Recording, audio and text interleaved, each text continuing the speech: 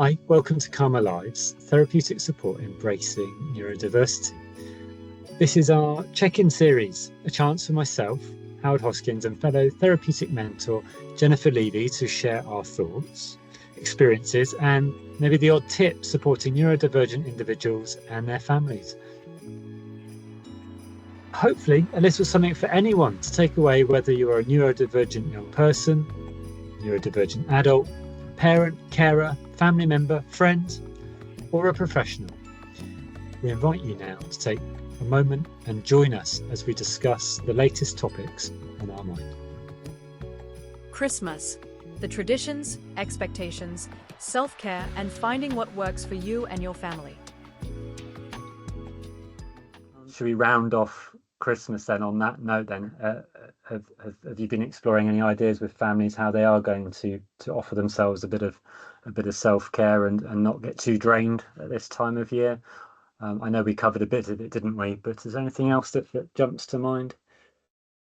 Well, I was talking to a couple the other day, and really, and they'd had quite an interesting time putting up the tree with their two young children, and that one child needing the monopoly on the control, and it all being very difficult, and then add to that the week and stuff that has to be done and all of that, and the strain. And we just really rounded out our session with each other, talking about checking in with ourselves and our load, if you like, and our well-being. And even if we've got a really jam-packed full diary, where can we take those mindful moments, if it's like 1 minute, 5 minutes, 10 minutes of just going into your bedroom and just doing a breathing exercise for a couple of minutes, or gazing out the window and staring at the clouds and seeing what pictures you can see in them, or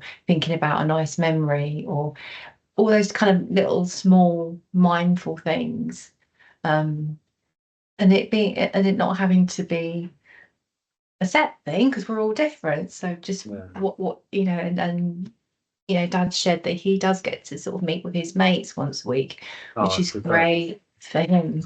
And Mum doesn't have so much window, and she was more into running and sort of topping up her well-being with that, but had an injury. So we're sort of exploring, okay, so wonder what we could do around that, with that instead, that gives you just breath, just yours. Because we all know that if our battery is running on low or zero, or Tigger Pritchard spoons, we got no spoons left, we got one spoon left, and we've got a child that's on the brink of losing their spoons. How are we going to hold that situation if we've got no spoons left ourselves? So and did the mum, with your bit of guidance, did you manage to have a space where you got creative about replacing a spoon other than running? Was there an alternate that she could think of?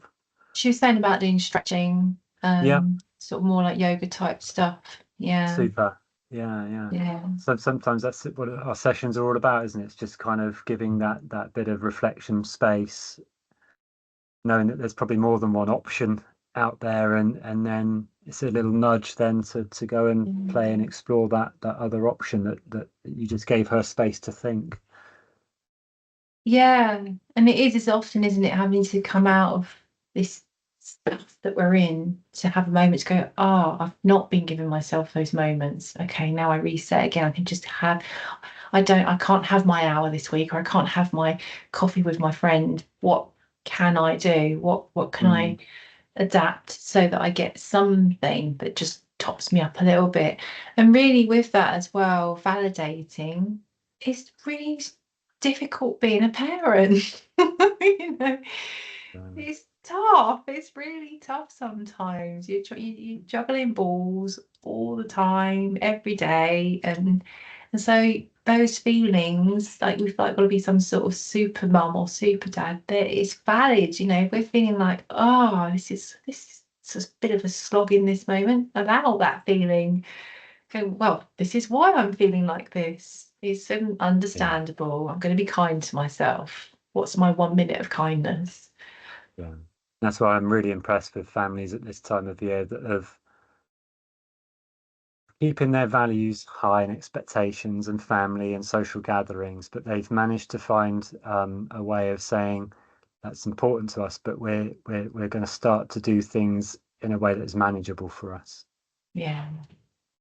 And that's the essential bit, isn't it? For some, it really is recovering from a year of being on the edge of burnout, and I would hope that some of that meaning and tradition of Christmas, however people view it, it's the middle of winter. We've got to dial back a little bit, get a bit of recovery, and then gear up for all those